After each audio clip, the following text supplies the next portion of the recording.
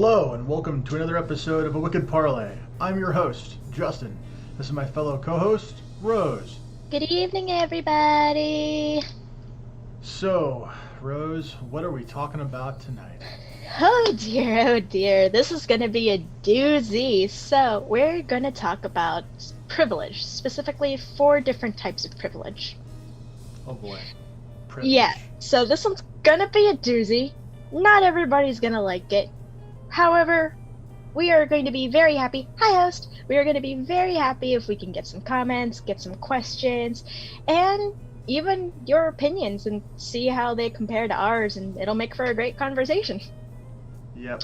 Great conversation. This is how channels die. This is how it begins. Sure. all right. So seriously though. Okay.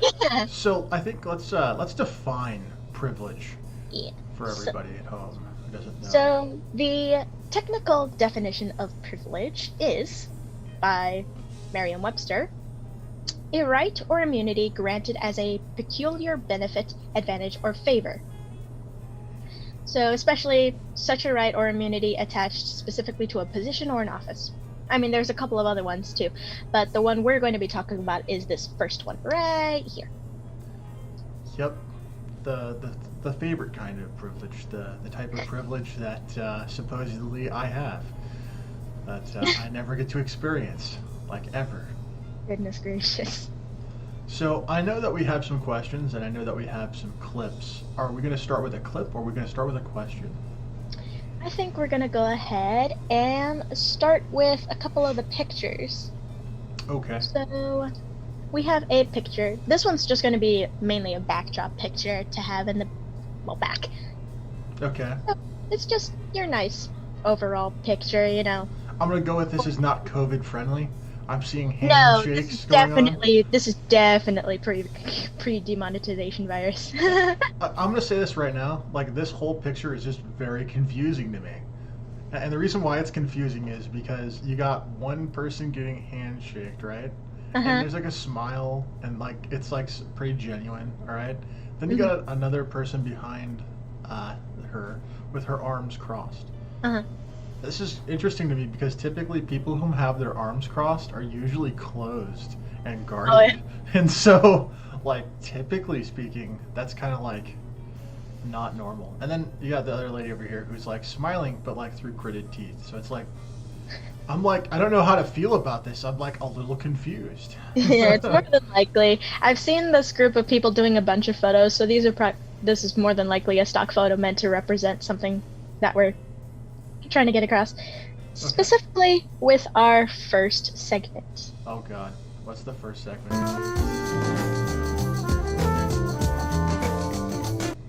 Alright, so with that awesome little segment sound, we got what? Oh, that one. Oh, that was the first question. Alright. The first privilege we're going to talk about is specifically ethnic privilege. Great one to start off with. Oh, so happy to talk about this particular one right out of the gate first. I'm not a racist, people. I am not racist at all. I swear. We're going to try and keep this as general as possible. We're going to try and keep this as unbiased as possible. Feel free to call us out on it, and feel free to have your opinion on it. We knew what we were getting into when we chose this topic. Did we? Did we really? Kind of. We knew kind of what we were getting into. I'm gonna start to slowly step back. Don't you freaking dare leave me alone with this. Okay, fine. I won't. I'm not even the one that chose this topic. I just agreed to it. Whoa, hold on a second. We're not pointing fingers. I agreed to it. We're not pointing fingers here. We're not pointing fingers. I didn't say you were the one to choose the topic. I know, but I'm just saying, like, it's important that we don't point fingers here. Okay, anyways. First question. To what extent does ethnic privilege affect someone in their day-to-day life? Does this extend to other parts of the world, such as being white in the US versus the UK versus Australia and other such countries? Oh boy. Yeah, definitely an oh boy. This is a powder keg question right here. Yeah, I know. I know. Yeah, oh yeah. So before we jump into any videos, I think let me take a stab at this, okay? Mm-hmm. I'm gonna shock everyone by saying, yes, it does. How do I put this? White privilege definitely exists, although I'm not so sure I would call it white privilege as privilege based upon origin. where you grew up and how you were raised are all elements of privilege, and so does ethnic privilege, affect someone in their day-to-day life? I think absolutely yes, and I do think that depending upon what part of the world you go to, absolutely 100% is going to affect things. However, I also think just as likely, if you are of, let's say, the Caucasian persuasion, perhaps, and, and you go to places that are maybe not as predominantly, populated by the Caucasian persuasion. Oh my god. Are you going to say it like that every time? I don't know. We're gonna see how it tickles me. But what I'm thinking is that you're probably going to have some of those privileges revoked, depending upon certain regions. Oh, absolutely. Goodness gracious. So, I mean, like, what is your take when it comes to this? Do you think that, perhaps your particular background somehow warrants you some form of privilege? More than likely, definitely. So I'm of Asian descent. And that definitely grants me a couple of instances. Like, I recently got a grant which was specifically for those of Asian descent. Ah. For my college work. That seems fair. Yeah, so... Seems really fair. Like, totally balanced. Oh my goodness. You were definitely given that to you because you deserved it. Oh. It had nothing to do with the fact that you're Asian. That was just a slight thing, right? That's just 100% yeah, like that. But things like that where you have certain things that you can earn specifically based on ethnicity, like scholarships are one such thing, such as grants. So some of them are wholly catered to certain minorities versus just in general. I've seen plenty of those and have applied to some of those. But absolutely, definitely, ethnic privilege can affect someone in day-to-day life, especially depending on which one you are, because depending on that culture's societal rules and societal past will determine how quite a number of people will treat you, even if it's not the most, I guess, politically correct thing to do, I suppose. Yeah, I suppose, perhaps. No, it's not that dangerous. I mean, surely, that money you're getting from that grant, it's got to be very, heartwarming. It's helpful. And then it got lumped in with my other tuition stuff, so I didn't actually get the money applied to it, but you know what? I can probably say I got a grant in my first year, so whatever. Yeah, I mean, it sounds like you did. I mean, in no way jealous at all. No. No, I'm joking. Okay, so honestly, what's to say about this? I mean, I guess we could probably discuss kind of like what exactly does ethnic privilege give you, afford you, versus, like how does it distinguish you from something else? And I think that it has to do with the fact that I think a lot of times if you do something wrong, people turn the other way. They kind of look the other way on it. Mm-hmm. I think you're automatically assumed, usually in a positive context, if you have privilege. But I think there's a whole other sort of list of things that can be said about this, and so it's really hard for me to say this in just even a single episode talking about this question alone. Mm-hmm. And so I think that it's fair to say that if people want to talk about this or send us a message, please contact us and ask us questions, because this is just an enormous question. I'm so sad this is the first one. We could have, a return episode to this once we get more like information and questions from the audience about it. Yeah, definitely need feedback from this, because I mean, I think that it's going to be entirely dependent on what people want to hear about. And I feel like this question is a good question, but like it's very generic. Yeah. So we've got a couple of clips two of them for this particular question, which are from one of my binging shows. Okay. So let me go ahead and take these off the screen so they don't get in the way, because they definitely will. Okay. And let's go ahead and get back to here. Okay. Exciting. Yes. So this particular one is from the show What Would You Do? And what would you do is a show that takes so controversial events, topics and stuff, and tries to do social experiments about them. They don't happen all the time, but the fact that they exist is kind of what got me interested in this show to begin with. Like, for instance, this one. And what about this particular clip is so profound? This one is a possible bike thief caught in the act. At the beginning, they explain how they do 3 different social scenarios. One with a white male, one with a white female, and then the clip we're about to watch, which happens to be a black male. The setup is there's a bike locked to a bike rack, and they have their actors forcefully trying to break the lock and Shocking. Shocking. Goodness gracious. You're not gonna let this go, are you? No, I'm not. This is absurd. You're not happy with this episode, are you? Not really. No, not really. I'm very, like, this is gonna be like walking on eggshells and, like, while dodging TNT. Oh my goodness. Dodging TNT is kind of fun in Minecraft, but, like, not in this scenario. Yeah, okay, real life, just chucking TNT at you. That could be fun, right?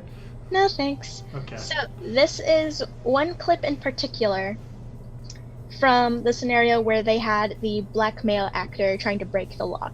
This guy found him, walked up, says, "It looks kind of odd, doesn't it? I mean," and then your guys are about to see. And it specifies this guy who's about here is not an actor. This is a real life person off the street. Yeah, this is a real life person off the street. This guy who's talking in the screen. So right the now. guy with sunglasses is random dude. The black guy that's on the video is an actor. Yes, correct. Awesome. So you're about to see how quickly he turns. So let me get rid of the background sound here so we can fully hear the video. It's kind of odd, doesn't it? I mean, yeah, it's just one of those days, man. But then he unchains his true feelings. That is a sketchy looking guy. Oh man, you don't need to take my photo, man. So our thief decides the best defense is a strong offense. Is it because I'm black? Whoa. No, I'm. Okay, that's a pretty strong, like, just jump to right there. Right? Like, oh my goodness. Okay. I think the next clip kind of ties into that, doesn't it? Also, yeah, the second clip is also from What Would You Do, specifically from a video where they tested what people would do when a white waitress wants black diners to prepay for their meals. Oh my gosh. That was my reaction when I first read the title. I could not believe that happened. Like, I shouldn't have been surprised because of how people treat other people, but at the same time, I didn't want it to exist, you know? Yeah, okay. I just want to say this one thing, though. Just in defense of the lady, just because someone has to. I'm not saying that what she did is right. I'm going to put that very clear, okay? Yeah. But diners do typically get ripped off by teenagers pretty frequently. And they can be, so it's just like, on the one hand, I understand, but at the same time, Yeah, but the fact that, like, they're the only ethnic minority in the entire diner, and that's the only group that we'll get into that. Yeah, it's like, okay, there are some problems here. There's big so problems. you guys will see exactly how this blew up. Just so you know, you guys are going to have to prepay. It's a story that That's quickly a Karen shot right to there. the top of the news. An IHOP restaurant asked a group of black teens to pause this prepay for a for their second? meal. The waitress. Okay, an IHOP. Just want to like frame. It's an IHOP. It's not like a Denny's or something else. It's just an IHOP. Okay, you can continue. But yeah, the 4 that were originally in the clip before I played it, those 4 are actors. Everybody else, those 4 in the shot were actors. Okay, all right, that's fair. Okay. Waitress was disciplined, according to IHOP, but her manager says he doesn't think the incident was racially motivated. And it's not an How could it not be?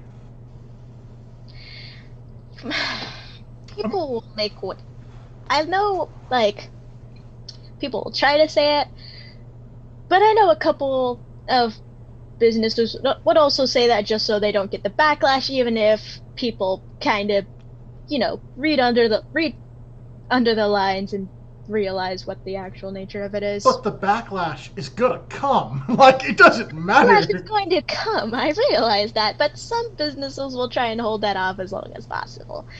You mean like 10 seconds? Like, the time it takes to watch the clip? Yeah. But, you know what? I'm not them. I can't say what's in their head. I see. Oh, you can continue. isolated case. The group was told they'd have to prepay for their meals. That's when Wickham says he noticed his group of friends were the only black people in the restaurant. The restaurant was found by authorities to have racially profiled the customer. So today... It's a super racist clip. It's like so bad. It is very, very bad. Oh my gosh. Yeah. So it just kind of goes to show that, absolutely, ethnic privilege will absolutely affect people in their day-to-day lives, and not always in a positive way. Yeah, definitely. And honestly, what does this say about a society that is believed to be free? It's supposed to be somewhat equitable, and yet they're willing to do stuff like this. It's terrible. Yeah. I think, didn't you have a story about some sort of ticket you were telling me about? Oh my god. Yeah. There's an individual that I knew who had connections through donations. No, wrong story. Which it one? was when... That one's for a later discussion. Which I'm story? talking about when you had gotten a speeding ticket. Oh, yeah, okay, that's a funny story.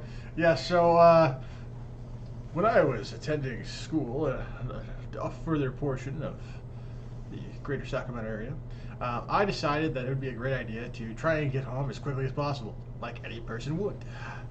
And I decided that there was in a fairly, unpopulated area that I felt like I'm going to get to school. I'm going to go from school to home much faster.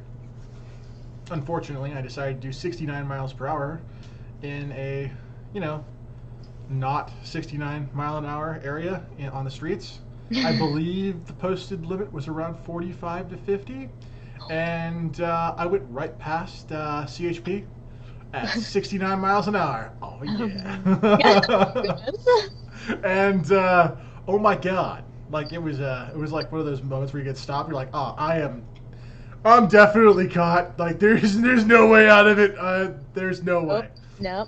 And so like I just took my ticket like a champ, and then I went over to the courthouse. And then when I went to the courthouse, that's when I received what I believe to be the first instance of white privilege that I ever received. If I would be truly honest, it was a shocking moment. So I'm in the courthouse, and there's several people that are waiting to basically come before the judge, and so you kind of had to sit in kind of like the gallery and you watch. Yeah. And so they called up several people, and so I saw a few things go down. And then there was a person who essentially was the person had been speeding. I believe it was doing around 50 in a 30, 35, something like that. Uh-huh. Absolutely thrown the book at this individual. All right. We're talking if the fine was say 50, it was like $500 or something like that. It was like $750 for this guy. I mean, we're talking absolute book thrown, right? I immediately go up at next. At this point, I'm terrified. I'm gonna get a $750 ticket. I'm like, that's gonna be ridiculous. I mean, it was one time. No. Anyways, so I go up before the judge, and I'm very polite, and I'm trying to be direct, but in a subtle way, but at the same time, just kind of keep calm. And the judge reviews the paperwork and looks at me and goes, I see that you were speeding. I see you were speeding in excess. That normally carries this fine. And I think it was $500. Mm-hmm. And I'm like, yeah, okay. This is not going well. But $500 is better than $750. Yeah. Let's see what happens. And he goes, I can see that you don't have any other speeding tickets or any sort of driving infractions on your record, yada, yada, yada. And you seem to be an upstanding citizen. You seem to be very respectful when the ticket was being issued out, according to the officer's notes. So we're going to go ahead and take that ticket down to $200. Whoa. And I'm like, excuse me? but the person, like, in my head, didn't say this, didn't act this, but in my head I'm like, but the person over there is $750. Me? 200? And I was like, gingerly was like, yes, I can agree to do that. And I gingerly, walked out of there with a slap on the wrist and a much reduced fine. Like the guy before you who got a book no thrown driving infractions, nothing at all. He was just Hispanic. He was just he had the same like kind of record as you, like clean. Yeah, same type of record that I had, from what I could tell. He essentially didn't say he had any infractions or anything like that, so that's some assumption, okay? The only thing that was different between me and that guy was the fact that he was Hispanic and I was white, and he asked the judge to repeat himself because he didn't understand the first time. And to be fair, I couldn't understand it either because the mic was all jumbled. Oh. So like, because like they have like a mic, they speak into. Yeah. Yeah. So, like, that was the only things that were different about these two different like scenarios. Okay, that's it. That was what was different. Like, if the guy before you was being an asshole, I could understand. But if he was like also polite, and the only thing he did quote wrong according to that judge was just ask him to repeat himself because of a technical issue. Yeah. And it was just like the whole demeanor thing. Like, I don't like, in movies they have like I see this exaggeration of tone. Yeah. There's like this like talking down, like this superior tone, and then like kind of like talking beneath somebody. Okay. And that's not really like what I was expecting. And like the judge didn't come off that way. It's just very authoritative. And then when talking to me, it was like talking to like a golf buddy who had done something kind of wrong. And I'm like, this different. This is very, very, very different. And it made me feel kind of icky. Like when I was in the parking lot, like driving, I'm like, oh God. Fair. This is horrible. Fair. Like, I mean, I was happy about the reduction of the ticket, but then like as it had processed through, I was like, this is fucked up, I actually told several people about it because I'm like, listen, like we got to do something about this. But like really, the conclusion between everybody I shared this with was, there's nothing that can be done. It's like, what, you want to pay more money? At the end of the day, it's like that's what it was. And like, I almost in my back of my mind, I'm thinking, maybe. but yeah, so that's that particular story. Gosh, that makes me frightened. Yeah. That makes me heckin' frightened. Yes. So, do we have any questions in the chat, or do we want to move on to the next? We just have some hellos. Hi, Musketeer, and we've got a comment. Hello, Musketeer. Hello, host. Yeah. Also kind of a joke from host. IHOP is terrible. How bad can the service be when there's only 2 other tables in use? You know what I'm going to say? It's a low volume IHOP. I'm pretty sure I know. I'm pretty certain I know what instance he's talking about too. Okay. What instance they're talking about too. Okay. Because that has absolutely happened to me. Okay. Let's not share secrets right now. Alright. We can move on to the next question here. Okay, goody. Next question. Let's see. So, what are some historical or psychological reasons that these privileges continue to exist?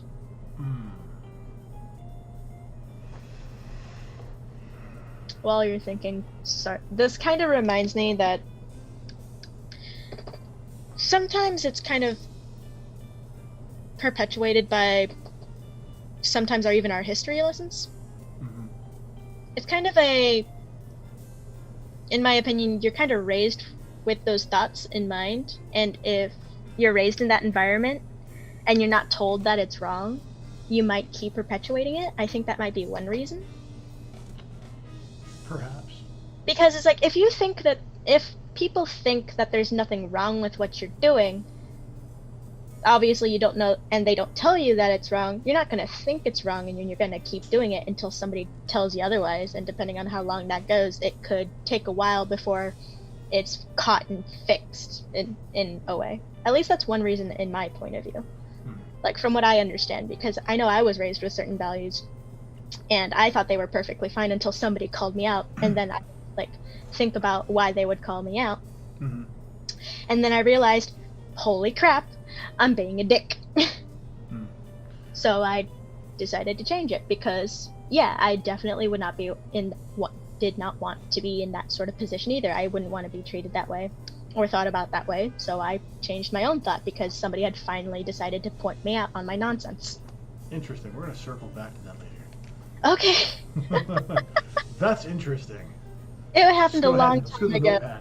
Yeah, it it happened a long time ago, so I would not be able to tell you what about me they called out, because it was a pretty darn long time ago. Okay, I see.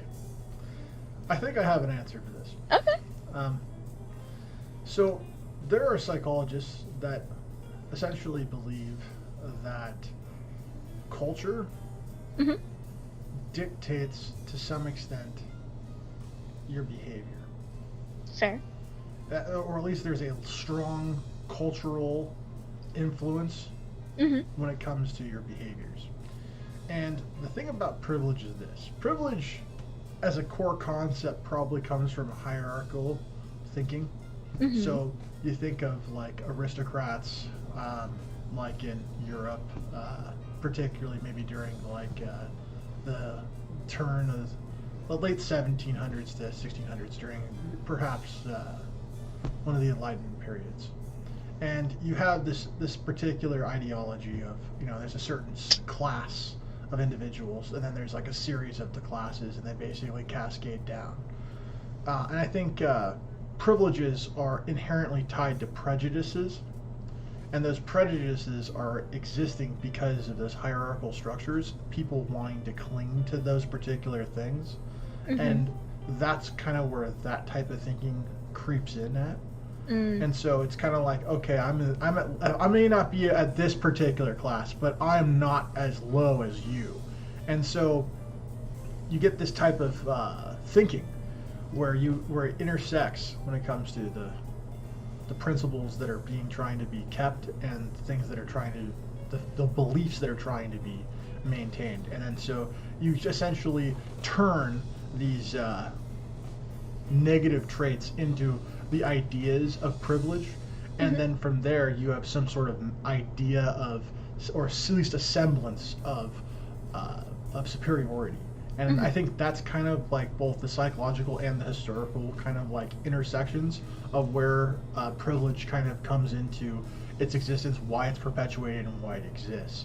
Because I think it's a construct of a number of cultural factors that inherently rely on behavioral precedences, and those two things combined and consisting with certain hierarchical structures in the past, and people clinging to those particular statuses in society. Sorry about the stumbling of words. No, you're good. I think that's kind of where it comes from. At least that's my thinking behind it. Okay, so like culture, prejudice, potentially old ways of thinking and traditions. Yeah, because I think at the end of the day, like, no matter how you look at it, I mean, privilege inherently is prejudicial. Like, in its most inherent basic version, if you think about it, because what gives you the right to have privileges or rights above someone else? Shouldn't everyone be equal? You would think so, but yeah. So my thinking is that essentially. Okay. So we do not have any more questions about this, but if anybody does have questions, feel free to put it in the comments. We might not get to it this episode, depending on time, but we can definitely keep it on record for if we ever do a return episode, or we can even... I'll directly message whoever asks a question. I'll directly message. It's fine. Yeah. So, we are done with this particular segment, so let me go ahead and do the transitions here.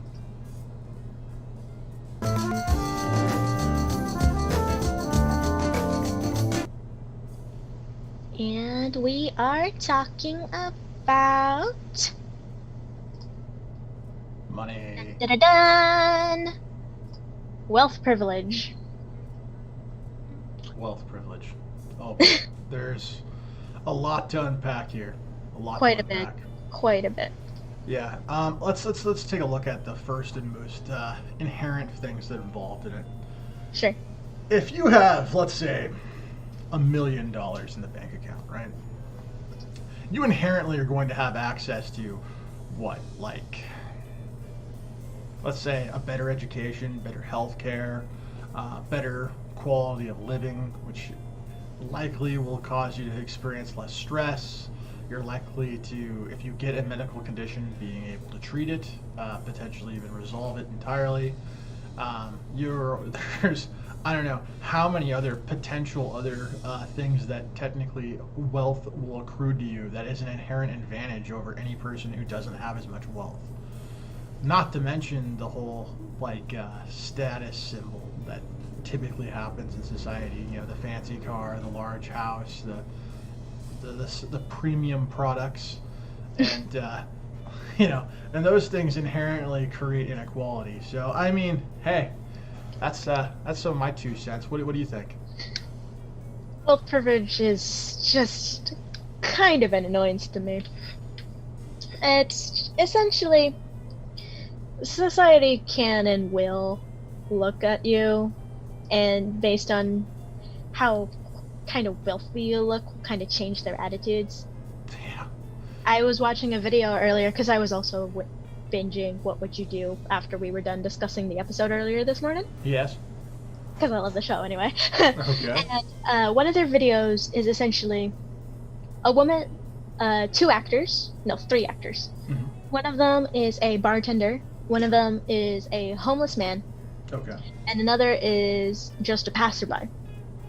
The passerby walks past the homeless actor, and he has a sign that says "Need money for food." Okay. And so they're outside of where the bartender's working, and she decides to bring him in and pay for a meal for him. Sure. Okay. As soon as she leaves to go wherever the heck she's going, Mm-hmm. the bartender immediately, he was cordial, he was polite when she was there, when the passerby was there. Sure. When the passerby left, he immediately turned around and told the homeless actor to get the hell out. What? Yeah. Okay. I don't have the clip on me, unfortunately.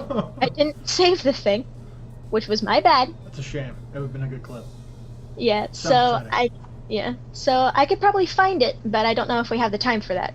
But I can No. definitely find it by the time I'm done with today's live stream and just put it in the description if people want to watch it. Okay. Yeah, that's probably something that'd be kind of fun for everybody. Yeah. But throw the question again. Sorry. Yeah. Throw the question in there. It kind of disappeared. Yeah. So, number 4. Is it true, or is it likely that individuals who make a large sum of money do not have to obey civil ordinances or small laws such as speeding laws? I knew we came up with this question because of a particular story that you were telling me about. Oh yeah. Okay, I was about to say it actually early on. So yeah, I'm just gonna start with the story, and then I'll tell you what I think. And I think by the end of the story, you may glimmer at what I actually think about this. Okay, so there was a person I knew who, we'll just say, I'm not gonna say he donated money. Maybe it was his family who donated money. I'm not 100% sure. I'm not even sure exactly how the donations worked. All I know is this. Okay, he got pulled over for a speeding ticket. A speeding ticket that would have been like phenomenal. He was doing like 125 on the freeway. Wait, what? It was ridiculous. Like, we're talking like if it's like breaking the law, this motherfucker shattered the law. Like, What time was this at, too? This Do you was remember? like 2-3 o'clock in the afternoon. And In here's the in the afternoon. And here's the thing that's the craziest thing about this, right? Like, he had bragged to me about how he routinely, would drive in the freaking carpool lane No. while being the only one in the car and No. not being pulled over. Like, Okay. this Depending is- on the carpool lane, too, though. Okay, yeah. It's fair, but knowing of this individual, there's some things that's kind of like, this guy definitely got a thrill for breaking the law. Oh my gosh. And this is the thing, the crazy story. So I'm in the car, right? He's going crazy in excess speed, okay? Cop, sirens come on, all right? He slows down from 125 to like 35 and starts merging over a near empty freeway, okay? Pulls over the side. Cop goes out, does the whole little swagger thing and just moves over to the car like they normally do. I mean, this is for comic effect here. I'm not entirely 100% sure it's swagging. But what I will say is that it is true is this, right? This individual, okay, did not act like how I acted when I got pulled over. All like basically like, oh, here's my ID. Please don't like, do something crazy. Instead, he got all angry. He was all like, do you know who I am? And he was like, you're going to regret this. And he handed him his ID and was like, run it. You'll understand right away. And I'm like, oh God, we're going to jail. Like, we're going to jail. Like, there's you don't do this. This is how bad things happen. And so what ended up happening was the guy runs his ID, comes back and goes, I'm sorry for the inconvenience. Have a nice day. What? That's it. I swear to God, that was exactly all it was. It was literally like that. I had never seen this response in my life. Like, never. Oh my. Yeah, never seen it before in my life. And so, like, you could say it's privilege, but I mean, I think his family donated like some sort of like benefit thing every year, and so that's what he essentially was. Like, he got like a get out of jail free card. But yeah, no, it's ridiculous. So like, my personal take is, I think if you are wealthy enough and you are a big enough type of personality in your community, I'm gonna go civil ordinances that are minor infractions probably are things you don't ever have to concern yourself with. Because even if they do charge you, what's a couple $100s to someone who makes if you're millions? Making a large enough digit number? I mean, like, what, I'll just here's my tab for the year speeding tickets. It's like what are they gonna do? It's like, this is the inconvenience of like, oh, you have bothered me for my day, just write my ticket and move on.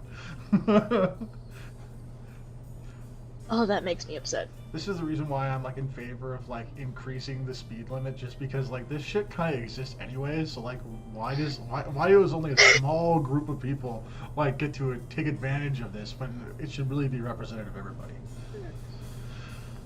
But what are your thoughts on this? Oh my gosh. So, just kind of based on my reaction, I think everybody can tell that as much as I would like for this not to be the case, money can do a lot for people, and it's kind of ridiculous how far it can go depending on how much money you're willing to throw at a person. Yeah. Or an organization or a business or whatever. Yeah, I mean, hell, you could buy yourself a building and then give it to a school and get your kids into a nice college. Harvard, looking at you. Oh my goodness. I have heard those stories, and I am not fond of that either. Yeah. So, like, I was gonna say, it's like, if the chat wants to chime in about this particular question, let's hear some responses. Yeah. I think it would be funny. For me, this is just more of an annoyance than anything, because sometimes you're born into the money, and then sometimes, like, people will obviously work hard to get into that money, because the money has to kind of come from somewhere if you inherit it. So Unless somebody, you win the lottery. Unless you win the lottery, then it's just like, can I borrow your luck for the love of God? Just cut off the guy's feet. That's good. I just got his foot. We're good. Dude, I remember, that reminds me, and I'll say it after this. But, like, there are obviously people who work hard for their money. Mm-hmm. There are some people who come into the money, whether through inheritance or through luck, such as the lottery. Mm-hmm. And they get so many opportunities, which we're going to go into detail later. And then you get the people who don't come into that sort of money, who work incredibly hard, and they just don't have the same opportunity because of the fact that they don't have the money. One of the main reasons is that they don't have the money. There's a bunch of other reasons on top of that too, but I have two thoughts when it comes to this. That I Sure. think I don't know if I have answers for these things, but there are things that creep in my mind whenever I think about stuff like this. Okay, well, maybe the chat will have an answer if Yeah, I don't. Perhaps the chat might be able to respond to this. Maybe. Is it fair, or does it even make sense that a person who truly works hard, actually, we're talking, works the crazy hours, does what's necessary to try and move up, but yet for whatever reason stays in poverty? Is it their fault, or is it the fault of the society in which they live? Like, where, if you had to place blame, where would you place it and why? Gosh. If the chat's gonna come up with an answer, I'll give them some time while I come up with my own. Sure. Obviously, it's a kind of case-by-case basis, but I'd have to imagine that the blame's not wholly on one party, or like extremely on one party over the other. I'd have to imagine there's like some partial blames on both sides, whether it's because one reason could be how society treats them, such as we've seen with the ethnic privilege. Sure, yeah. That can obviously change, like your story with the tickets. Oh, yeah. Well, You and the person in front of you who happened to be Hispanic, same type of file, clear, polite, and yet $500 difference in the tickets. yeah, that's ridiculous. So More that than $500. Yeah. So it's like that Yeah. could be a thing. If somebody who works their darndest to get paid the money, but then life throws something at them like that. Yeah, And that's more of a society type of problem thing. sure, yeah. However, I could also see it as if they did something on their end to end up, quote, wasting the money and they're still in poverty, then it obviously be on them, whether they're... But also, wouldn't it be actually like something more like society rather than on them in that regard? Probably more than likely it would have been based on society, and depending on how they react, it's because I don't know what their lives are like or what their thought process are, because my thought process is obviously going to be different than theirs, Sure. and I would react one way and they can react a different way, and depending on that reaction could either hinder them or help them, depending on what society has decided to throw at their faces. Okay. I am getting way too into this nonsense. No, that's okay. No, go for it. I mean, honestly, it's okay. But yeah, like, I have to imagine it's not solely on one side of the thing, because obviously you have to take some responsibility for whatever choices you do. It's just that a lot of those choices can be based on how society treats a person. And if it's terribly, then yeah, I can see why the blame spectrum would be kind of more on that side. But again, I can't fully put it on that. But is it fair though? Like, is it fair for like society to take someone who works in that particular way, right, and effectively use the monetary system to pigeonhole them into one specific spot?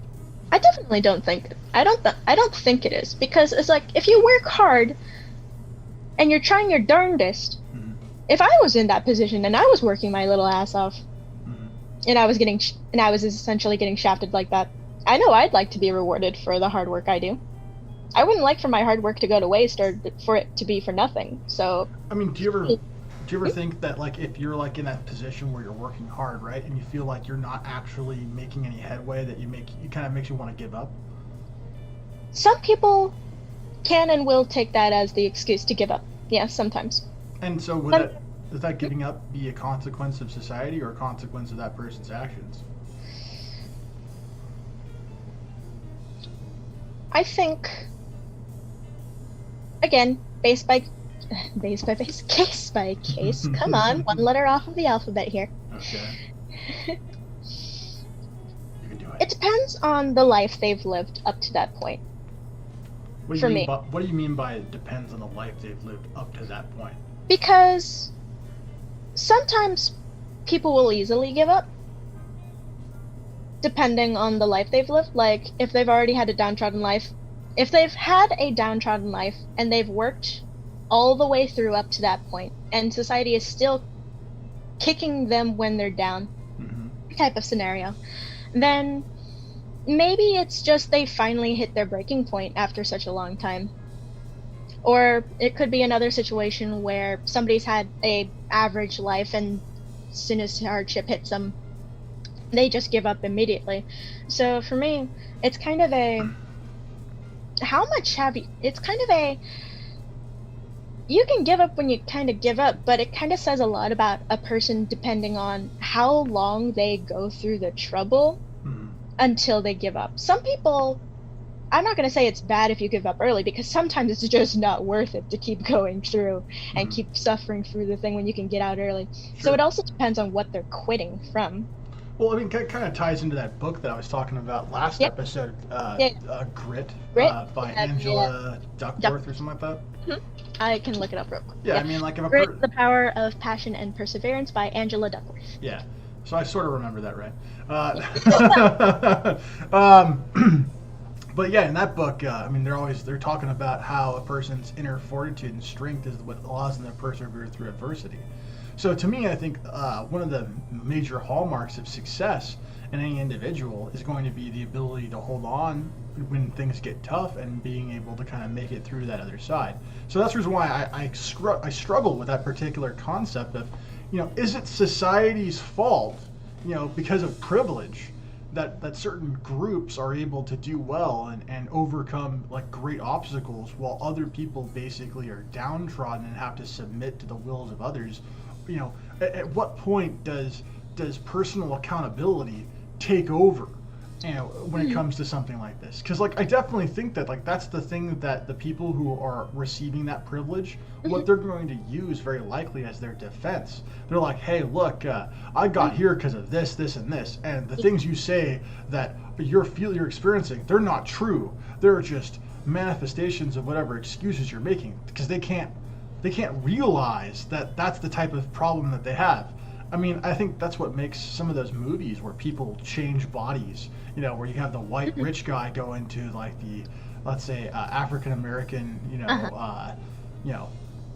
we'll call urban poor, type of things. Why that's so comical when those kind of things have happened, because it's like suddenly you see this guy who is a rich white guy living his whole life thinking, one way, and then he sees how it actually is, and then it just completely changes everything.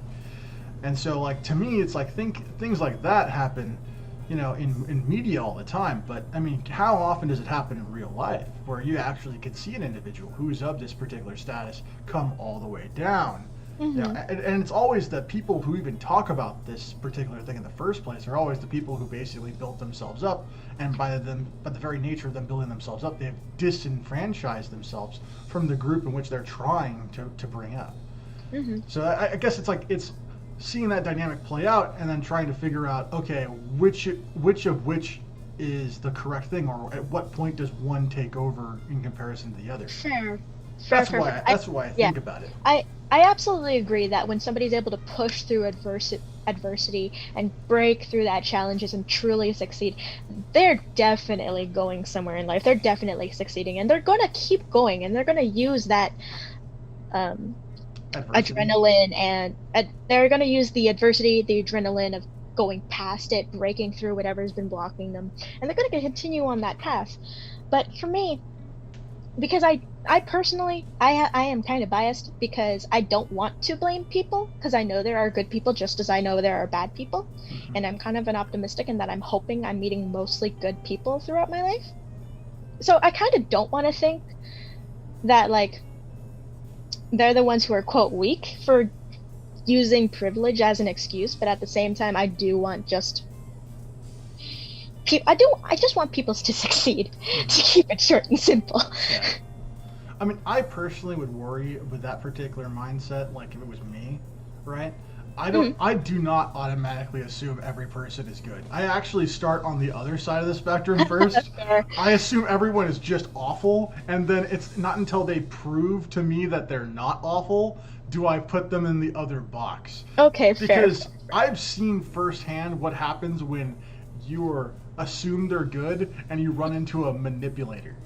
God. They just take everything from you. And they absolutely can, and I hate it, but at the same time, I am just that type of person. Yeah. So I see that there's some comments by host in the chat. Did we want to look at those? One of them was about the whole was about your offhanded comment about increasing the speed limit. Okay. Well, what was the comment? It was road material and curves affect the speed limit, such as 150 miles on a curve might result in a flying car. I disagree with that entirely. I'm actually going to disagree with you entirely. It is the car that, in a lot of ways, that actually impacts that. You're not entirely wrong about road conditions, but I will give you an example of an analogy. So off topic. It's off topic, but it's a little small thing. It'll be real quick. Okay. I promise. I've driven from Sacramento, California to Los Angeles, California in 3.5 hours. Ask how I did this. And Rose, go ahead, tell me. Ask me how. Fine. Shush. Fine. How did you make it from Sacramento to LA in 3.5 checking hours? I drove at 150 miles an hour for 2.5 hours. Yeah. I don't know how your car didn't friggin' break. Well, it didn't break. It's a Mustang. I mean, like the I know, but it was still like it wasn't the Okay. newest Mustang. Well, at the time it was pretty darn new. But but here's the thing though. It comes down to that, right? Like each car is going to be basically manufactured for a certain speed limit, right? Okay. And like if you're on an mostly empty road at night, right? There shouldn't really be an actual official speed limit. There should be a speed advisory. And I think honestly, and here's the thing, I don't think 150 miles an hour is actually safe. Safely if you're a good driver, but I think that truly any speed at like above like 15 miles an hour can be unsafe depending on the driver. So really, it's the conditions of the vehicle and the road at the same time. And if you have really shitty road conditions but a really good car, then I think 90 is perfectly acceptable.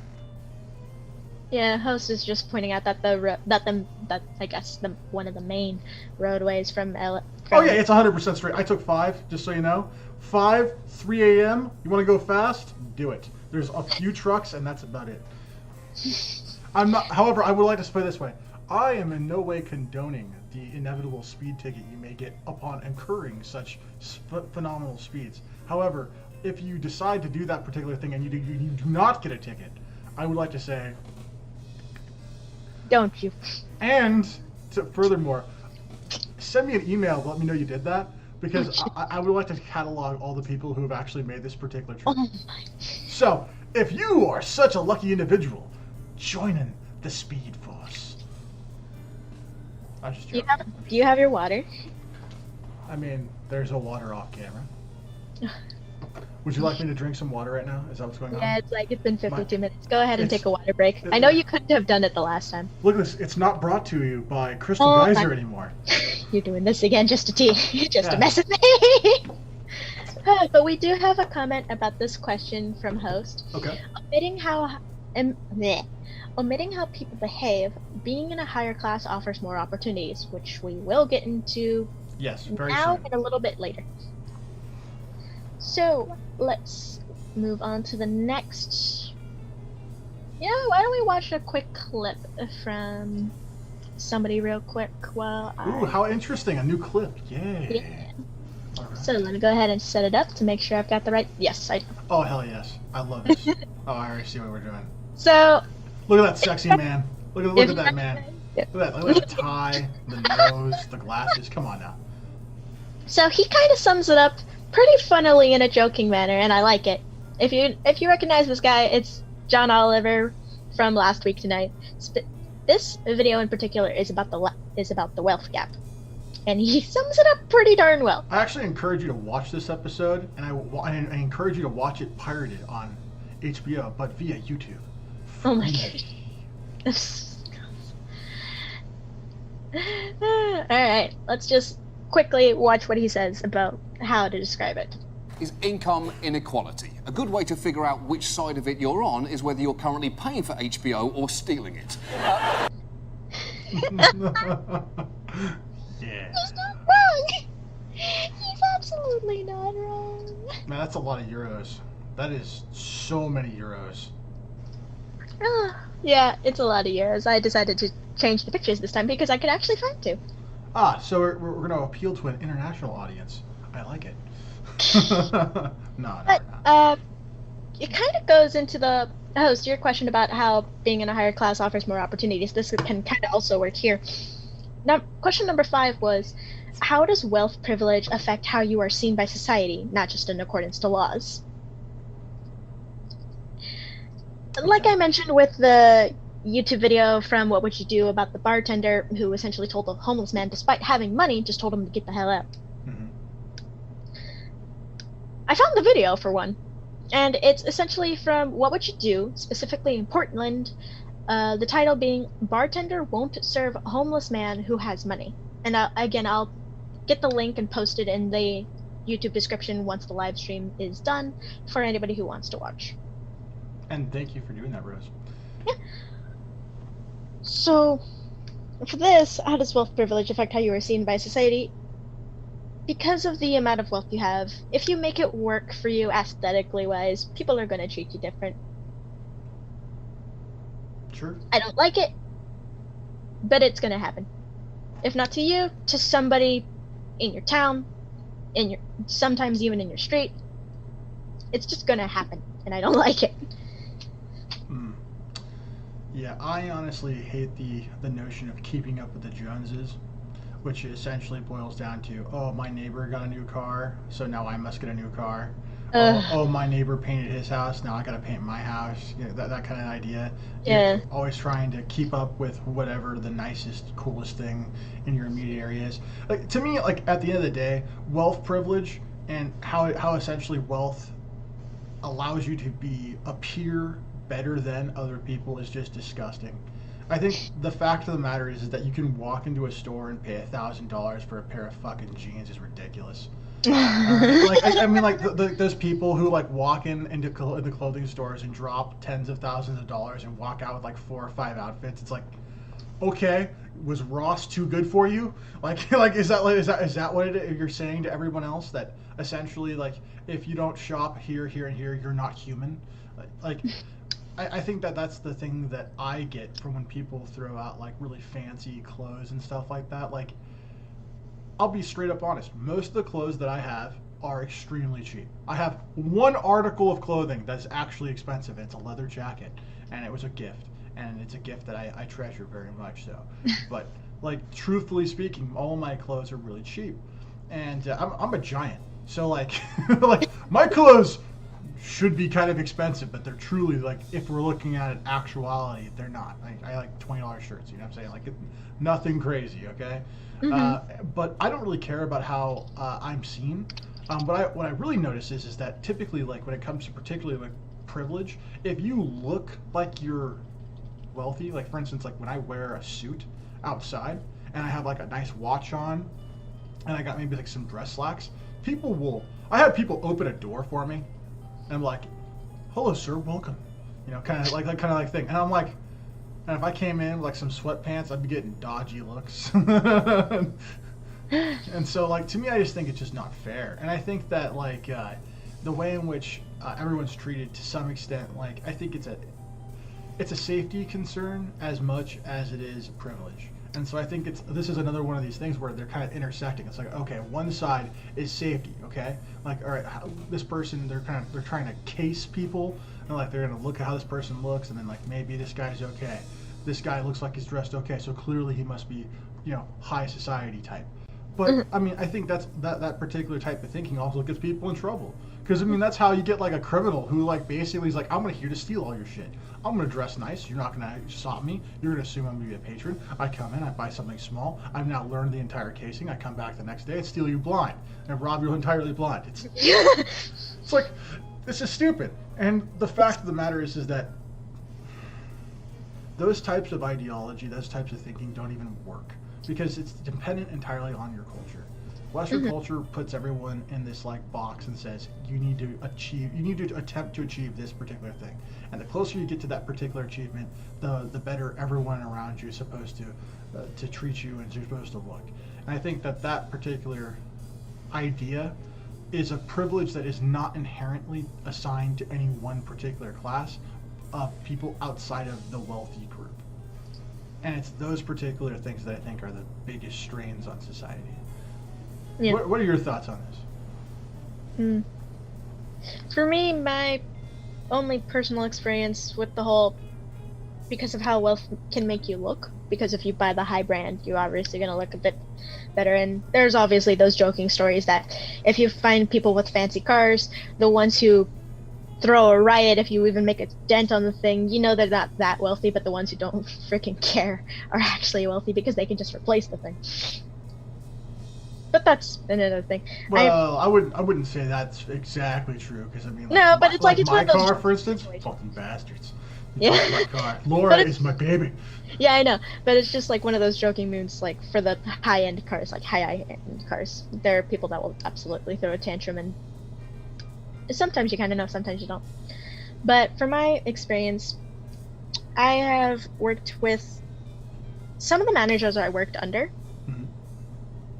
They have absolutely told me that for interviews, for instance, which I can kind of understand once I explain it, if the interviewee doesn't look a certain way, they will absolutely decide to not hire the person. Which, depending on the job, I can kind of see.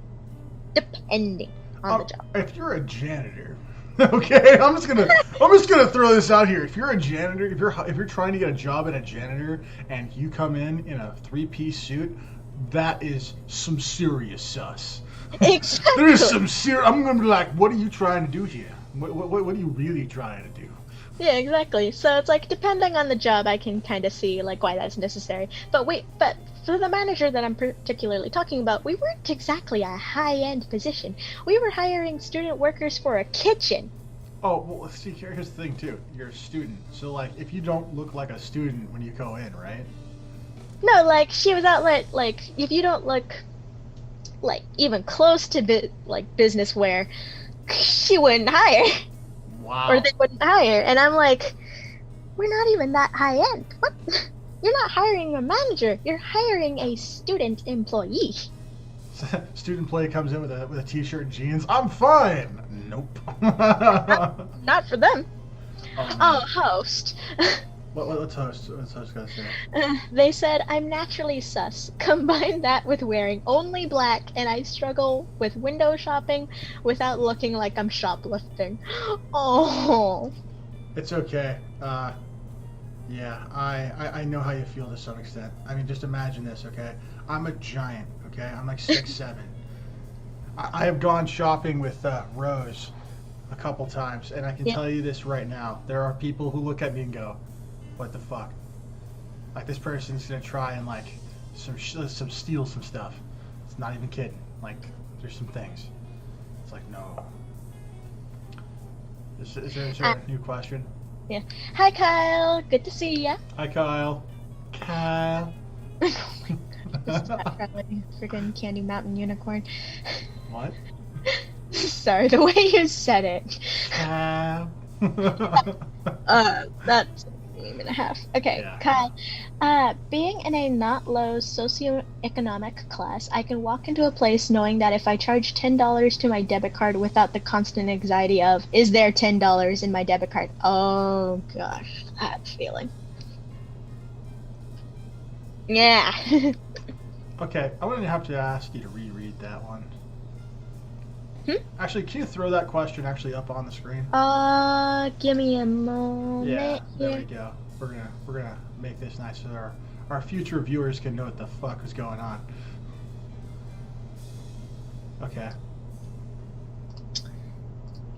Our particular way of doing comments is not the smoothest thing. No, it's not smooth. No, we're working on it though. We're gonna get better, I promise. But we're just gonna be like, whoosh, whoosh, whoosh. Let me go ahead and get rid of the question here for the notepad. And then we'll, there we go. Cool. Okay, it doesn't show the whole thing, but because I need to. It's fine. Don't worry about it. Don't worry about it. Don't worry about it. I said don't worry about it. Just read it. It's fine. Yeah. Being in a not low socioeconomic class, I can walk into a place knowing that if I charge $10 to my debit card without the constant anxiety of, is there $10 in my debit card? Okay. Yeah, I'm happy you said that, because I definitely have that feeling, like, sometimes. Like, I'm happy, like, to be able to just go, and I'm buying this. Do I care if there's a amount of money in my account or not? Not really. I know it's there. I'm happy. It's fine. versus the constant worry of, oh God, was that the last $6? Yeah, Is this sandwich going to ruin my life? I think they mentioned that actually later. Yeah, right here.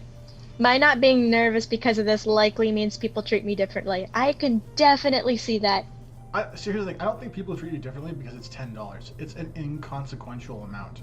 But I think the true thing is this. It's when you can spend, like, let's say, like $1,000 like that and have it not be a thing.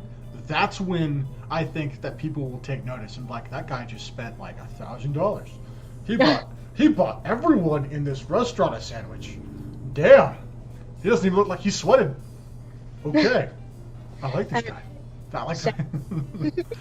I think we've spent quite a bit of time on this section. Okay. We've got like 25 minutes until the standard time.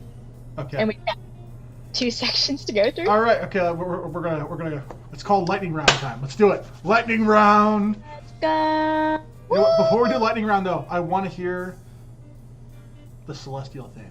Or not celestial. Victory. You got victory? Victory? You You want to do the victory transition? Victory time. Okay. Victory. Chill. Victory.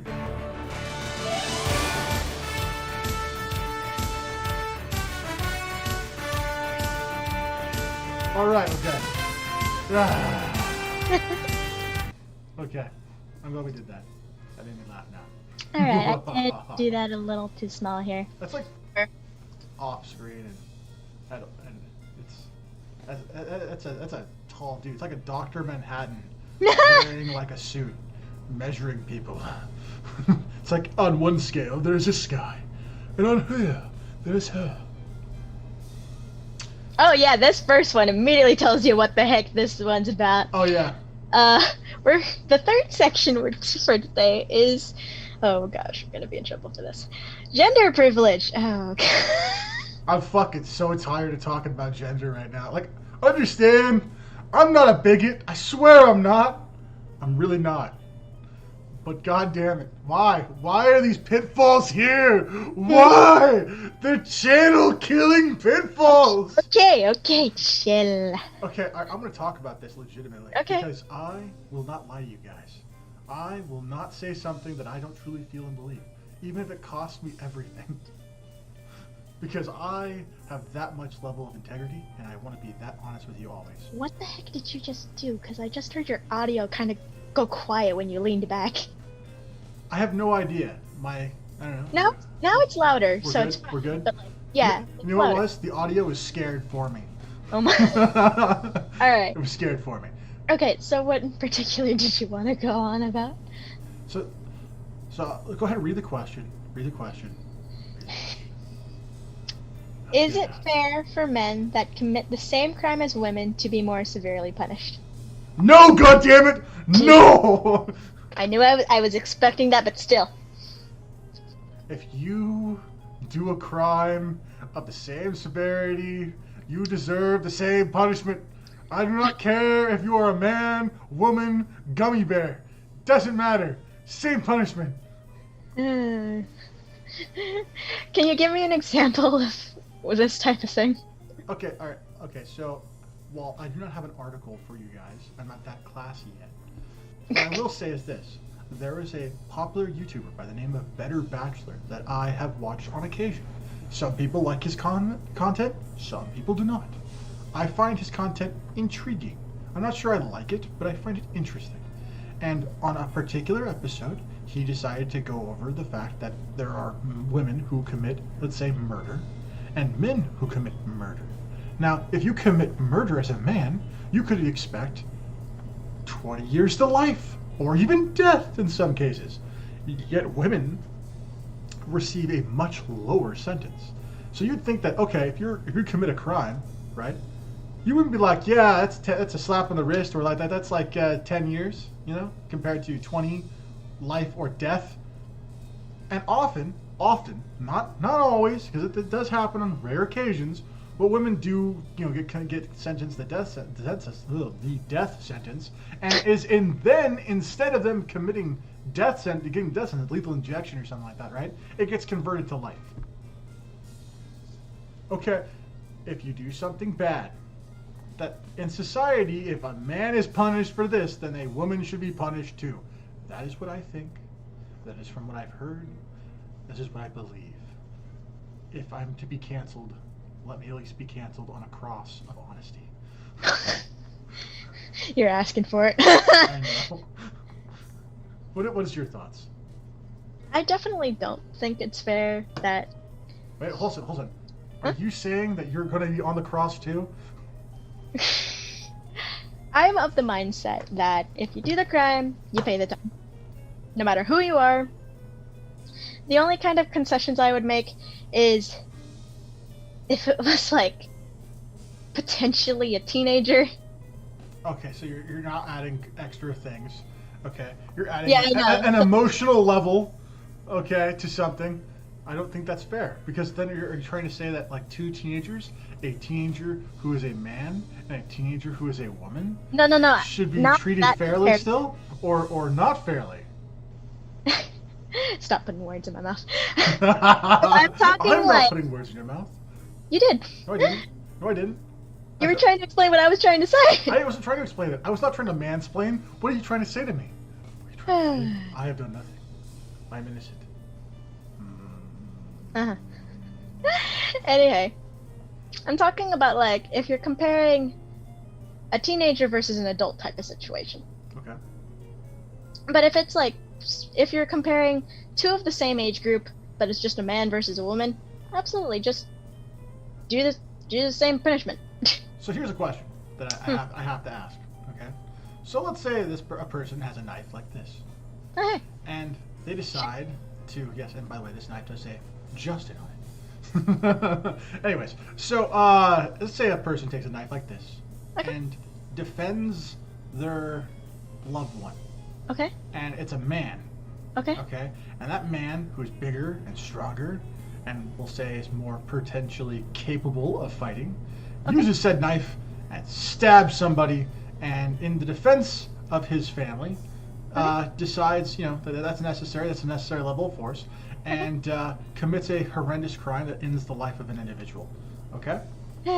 Now, same situation, same knife, less physically inclined, but woman. As I'm going to make that distinction right now.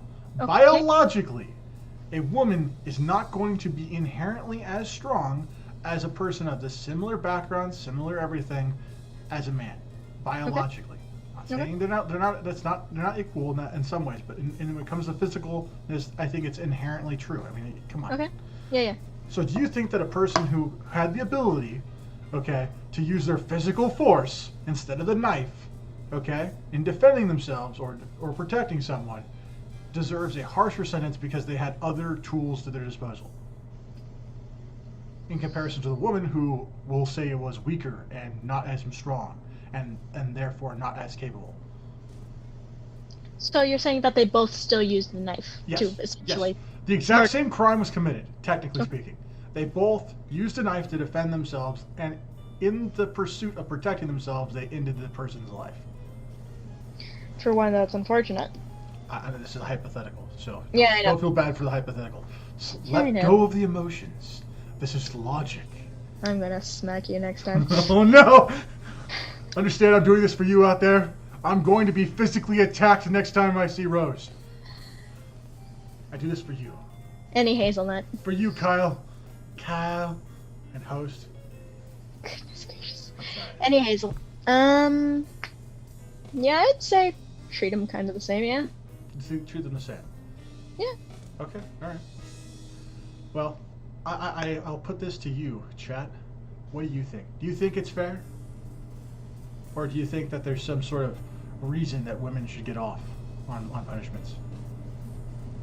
If anything, in that type of situation, since the woman's physically weaker, depending on how they kind of ended up, murdering the other person, it could even be harsher, depending, too.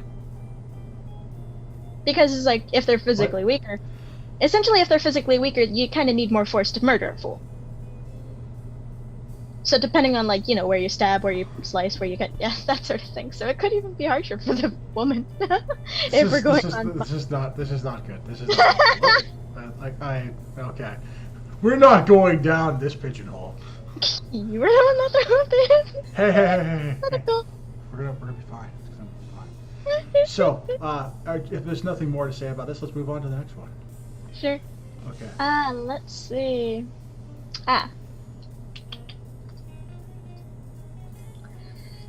Depending on your gender, you will be treated differently across the globe. I think we can all understand that.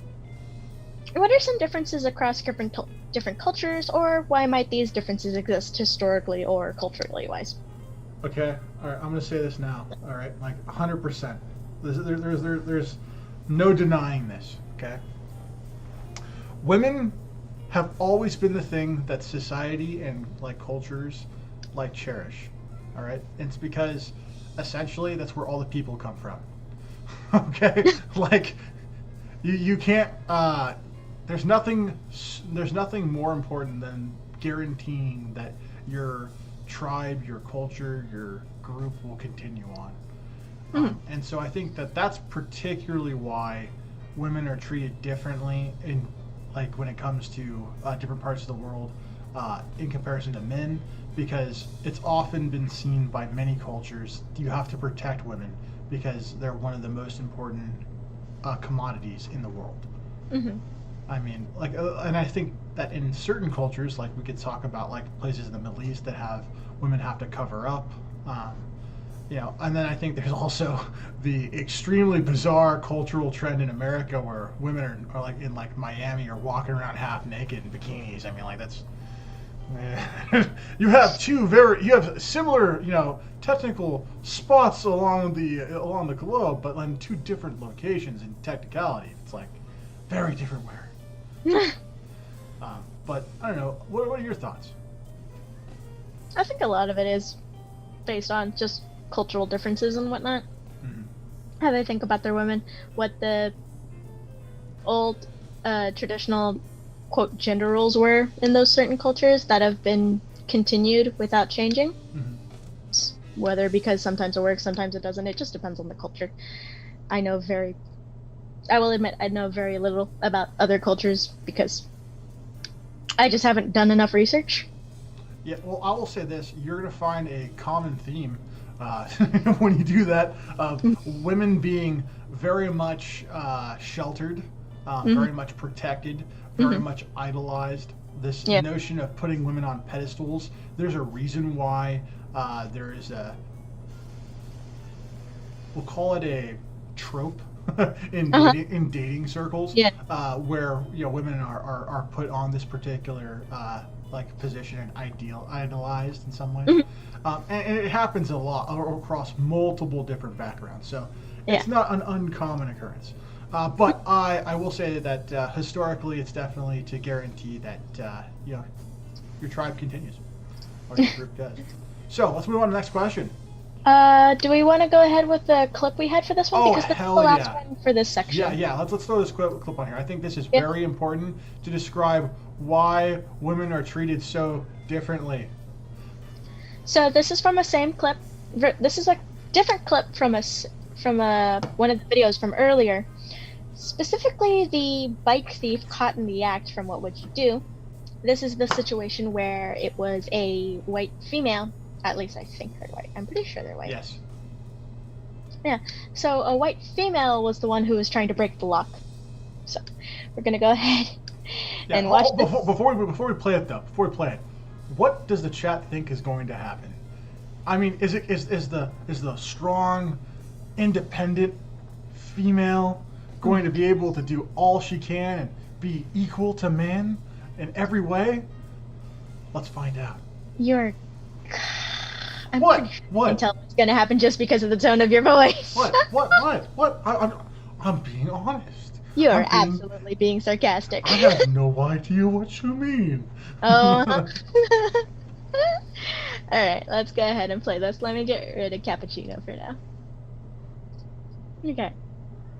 So, essentially, the female actor is picking the lock. These two women are not actors. They were walking by, and they see her, and essentially it's a question of having trouble, and she's kind of one of those skinnier women.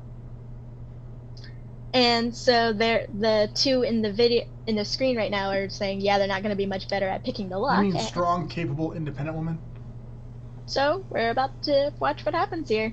Do you think you can try? 3's better than 1. I can try. They agree to help, never even asking if it's Kristen's bike. Thank you. It's Yeah, not gonna happen with my muscles. I know. You need a man. So they call for backup.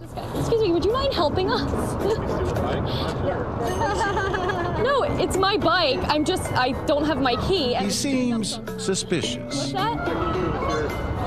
I mean, I don't have, like, paperwork, you know? But still, he helps.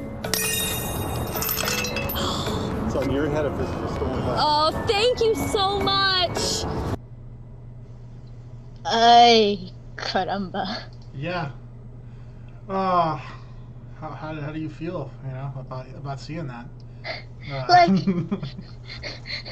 Like, yay on the fact that he was suspicious at first, but he gave in anyway. Yeah, of course he did. Because you know why? He's a white knight, didn't you know? I mean, that's what every young boy has to aspire to be like. Don't you subscribe to the Disney fairy tale? Yeah, they looked like bolt cutters. Yeah, because what biker's like, I locked my bike, and yet here's some bolt cutters. Clearly, I was planned for this. Like, I was going to lose my lock. Yeah, they were absolutely bolt cutters, and we definitely agree with you. Who carries bolt cutters in case they lose their key? Yeah, I mean, that seems like a little bit over prepared. Just a little bit, just a little bit. And then look, immediately, the two non-acting women, when they tried it once, it's like, nope, you need a man. It's like, shocking. It's just, oh my gosh. Like, if that probably happens to people in real life too, so I feel so sorry for those guys who lose their bikes because of that. Shall we move on to the last section for the last, 8 or so minutes? Sure, why not? Oh, yeah, it's down to the last, seconds here. Yeah. Oh my. What transition do you want? Let's skip the transition. Okay. Oh gosh, why is this? Let's see, why is this thing doing this stupid thing? Because it's doing things. Question 8. Gosh, wait. This was the first one. So the last type of privilege we're gonna cover, or at least discuss, is education/opportunity privilege. One of them being, jobs. This particular question is more on the, I guess, educational side of things. Well, okay, both questions are. This one. Is it fair that women get 70% of all grants in comparison to men? Now, you may ask yourself, is that a real statistic? And thanks to the lovely power of Rose, she's going to show that exact statistic. So that way people can actually see that it's really unfair.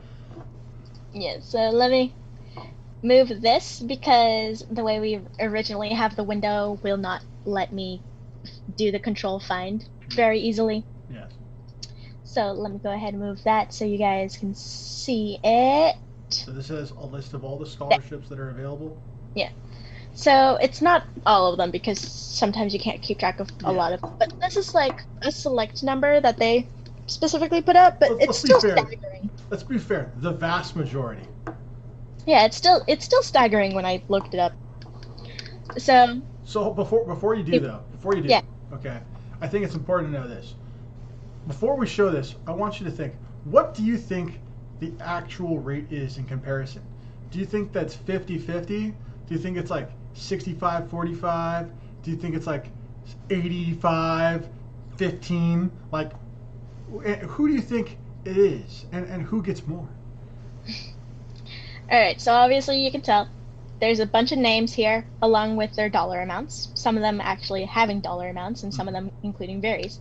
What I'm going to do is I'm going to control find specifically for this little dollar sign right here. And then the number is going to show up in the control find.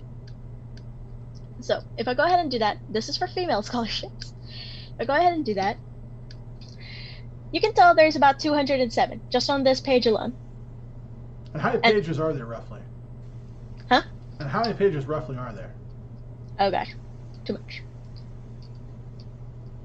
This one goes all the way to the Z's. Okay, all right. So but when I say this page, it's just because there's more than likely some extra scholarships that this one may or may not include. Yeah. Okay, makes sense. Okay, so let me get rid of this so it doesn't give me spoilers. So we're gonna go back a page. Okay. We're gonna go to mail. Yeah. Again, same situation. You've got dollar amounts, you've got varies, and it's also from A to Z. Mm-hmm. Gonna go ahead and click the dollar sign. There's 43. Compared to how many? 207. Yeah. So what would that be in percents? That's like out of 5, 4 of them go to females. Interesting. That's about like 80%ish. Wow. Wow. Even worse than the number you gave me. Oh yeah, I know. I know. Like, and that's because the one I gave you was like from like the past. This is more up to date. So to me, I kind of like, wonder, why is it that you find that there aren't that many men in college in comparison to women? It couldn't have anything to do with the amount of scholarships that are available, because we all know that school is expensive. And transgenders. Curious about those ones. I was curious about those ones. My bad. It's okay. It's okay. It's fair. It's fine. It's fair to show. And transgender represents 21 scholarships. Yeah. So they had 21 scholarships. Other had 16 scholarships. Male had 43. Female had 207. You know what I remember those numbers off. Do you know what I would be interested to see? Is how those numbers would reflect the comparison of the number of men and women in the age groups that qualify for such grants that exist.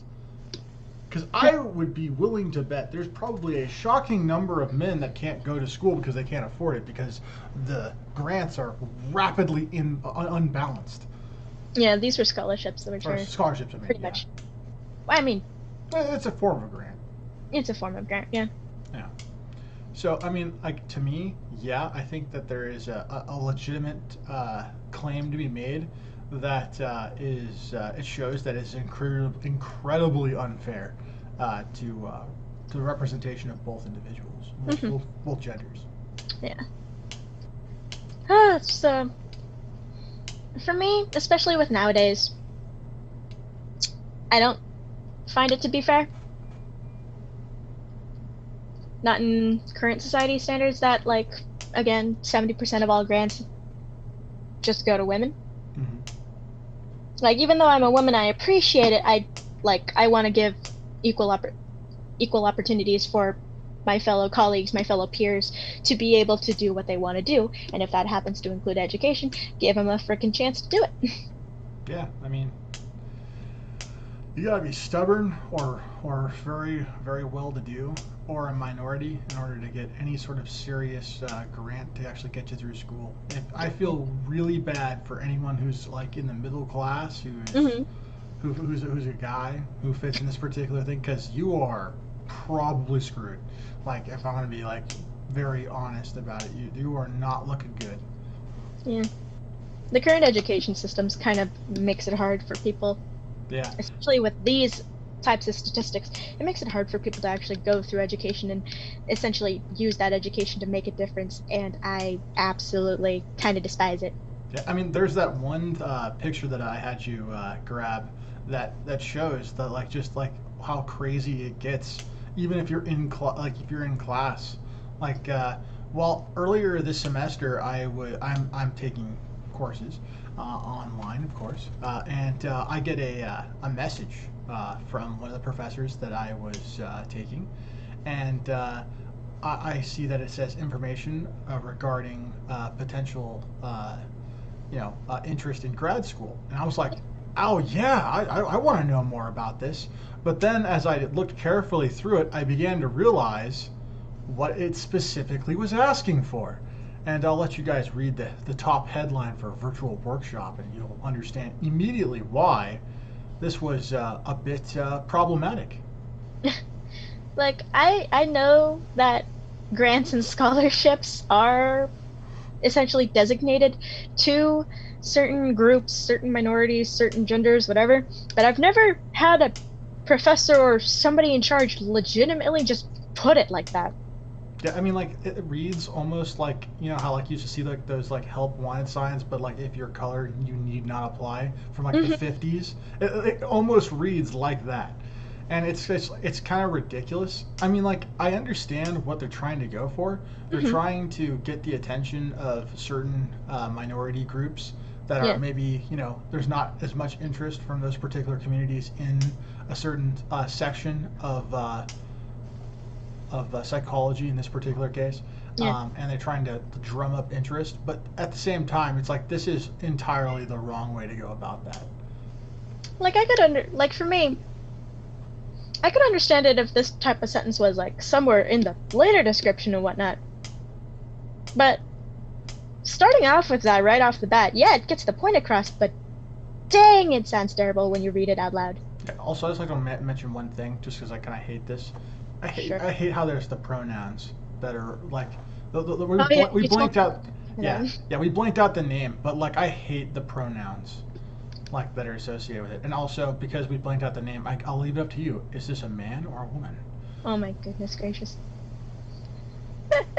Because in these day and age, you have no idea. Right. Isn't that a shame? Alright. So, last question. Last question, okay. And I know we're pushing for time here, and I'm so thankful for anybody who's still with us right now. Thank you so much for watching. Yes, indeed. So, last question, we promise, and I'm going to go ahead and move to this picture here. This one's about education. So, what is your opinion on how education determines one's future, such as what degrees you may have or the amount of experience you've had in the workplace? Now, I'd like to start it off with saying, I know we've discussed before that education, not on the live stream, but in general, we've discussed before that education does not mean you're going to have, like, the brightest future. Not everybody needs an educational degree. Like, you've pointed out to me how some people who make such large figures don't even have a high school diploma sometimes, or were even high school dropouts. So education definitely does not mean, or if you don't have an education, that doesn't mean you're not going to be successful. That's a double negative. Jesus Christ. Hey, you know you're thinking smart when you do double negatives.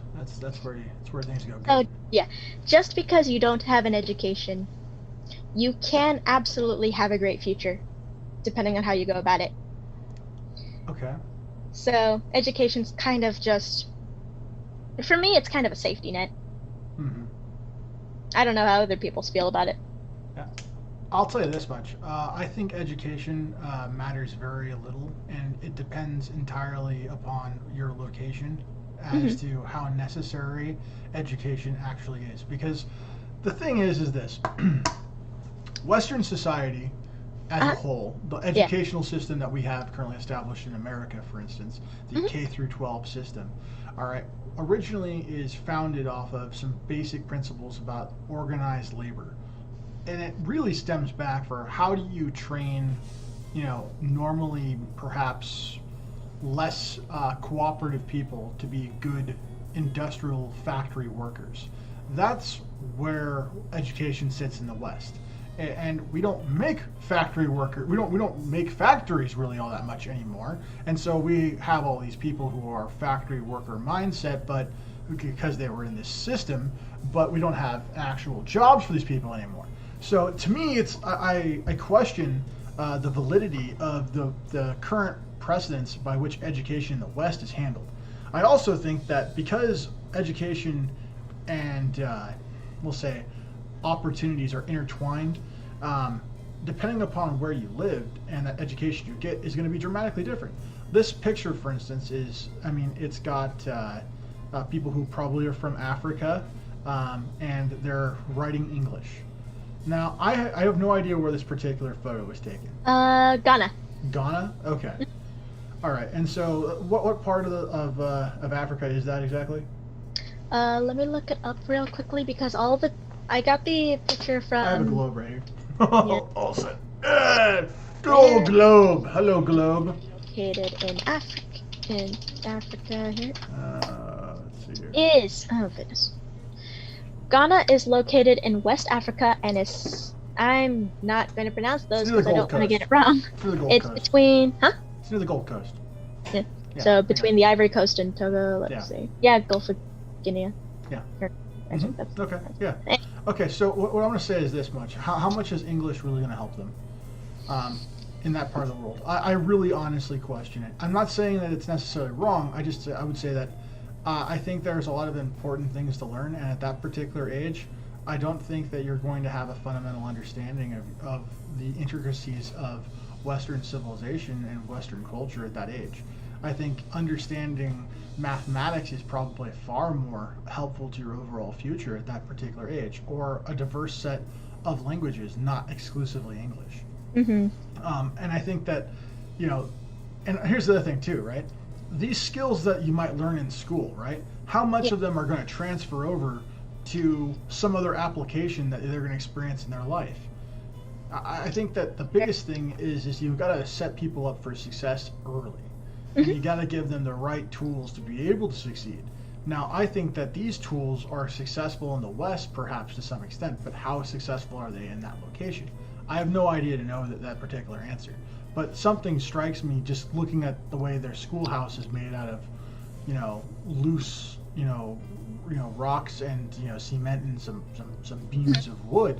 That I'm going to go out on a limb and say probably not that good. Probably not the same thing. So yeah, there's problems. There's lots and lots and lots of problems with this. But yeah, I think that education only amounts to so much success, because I think at some point you basically either get lucky or you're brilliant inherently, and so education either holds you back or it doesn't give you enough freedom to be able to explore your potential. And so I think that's the reason why some people who are successful don't go to school, or they stop at high school. I think. Don't hold me to this, but I want to say it's like 8 out of 10, or for every 8 out of 10 millionaires, I think only like 2 of them actually have like above a high school diploma. And typically the ones that are multimillionaires and things like that, like CEOs and stuff like those, are the guys who have like MBAs and things like that. But a lot of smart people, particularly I think it's like real estate investors and things like that. Those guys they have like a high school diploma, and then they have like some certificates like that let them do certain things, and that's it. Like vocational certificates or stuff like that.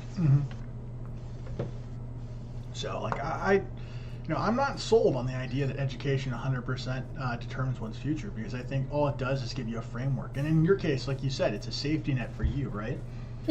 Like if I could be a therapist without having to go through all the hoops of all the degrees, I 100% would take the lower pay, because my end goal is just to help people. I don't really care about the paycheck.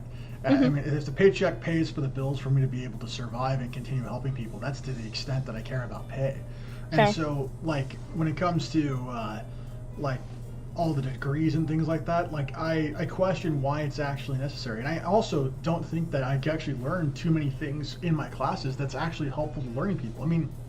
I learn more from going to a bookstore and randomly buying books and reading them, and than I do often from any lectures that I get from any of my classes. I find that the textbooks typically have some basic knowledge that's important and I think can be helpful at times, but I think for the vast sum of all the information that I get it from books.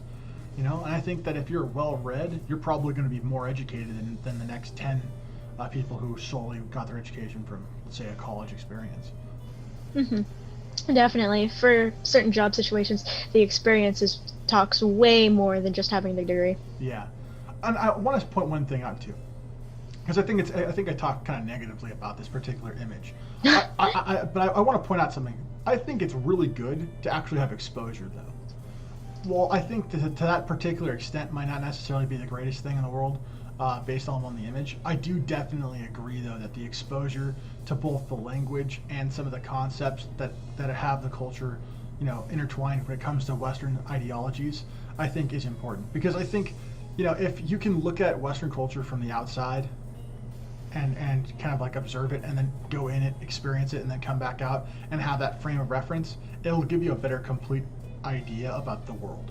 Because I definitely think that like Western culture seeps into almost every facet of the world at this point. I mean, there are McDonald's and Subways in the Middle East. You go to China and you see a McDonald's, you're like, there is a big problem here. American culture is just everywhere, and so I really think that it's important that people, young people especially, get that cultural concept, and hopefully they don't fall into consumerism. But only time will tell when it comes to things like that. Yeah. All right. Well, this has been a interesting, hopefully not painful to watch episode of a Wicked Parley. Or to listen to. Goodness. Yeah. I stumbled over my words a little bit, so I apologize. So did I. Yeah. I want to say thank you very much once again for checking things out and watching things. I hope that if you haven't subscribed, please subscribe. If you like the video, then hit the like button. We'd sure love it. And please recommend the show to your friends and family. And get the word out there, because if we get more people, hopefully we can have more lively discussions and get a message to more people out there. I think is a good thing. So this has been a wonderful time. I'm your host, Justin, and fellow co-host Rose, and this is me bidding you adieu. Bid you adieu.